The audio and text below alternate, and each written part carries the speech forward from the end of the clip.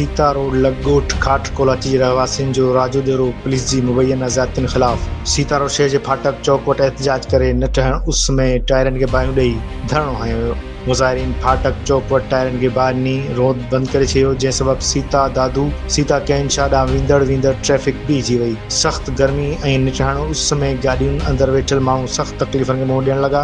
इन मौक़े ते एहतजाज कंदड़ मुज़ाहिरीन कबीर कोलाची, नज़ीर कोलाची ऐं न्याज़ कोलाची मीडिया अॻियां राजो डेरो पुलिस जी मुबैया ज़ातियुनि ख़िलाफ़ दाहींदे चयो त 2 ॾींहं अॻु असांजे ॻोठ खाट कोलाची में राजो डेरो पुलिस चढ़ाई करे दुकान ते वेठल 10हीं क्लास जे शागिर्द बिलाल कोलाची खे ज़बरदस्ती दुकान तां खंबे खणी गुम करे छॾियो आहे। पुलिस असां सां निसोर नाहक ते इलाइक़े जे बाअसर वॾे जे वंगार वहंदे असांजे नौजवान खे बेगुनाह खंबे खणी मारकुट करे रही आहे।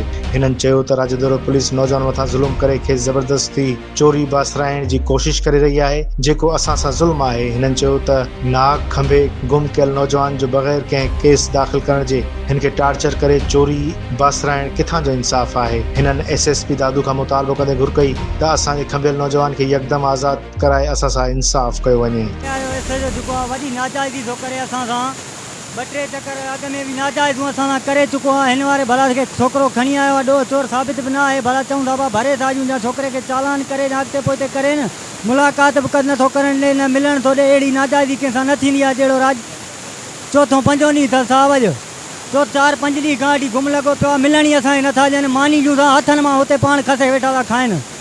बिलाल बाबर जो जबार जो भाइटो पढ़ंदो आहे स्कूल, हाणे बि इम्तिहान ॾेई आयो आहे 10हीं क्लास जा।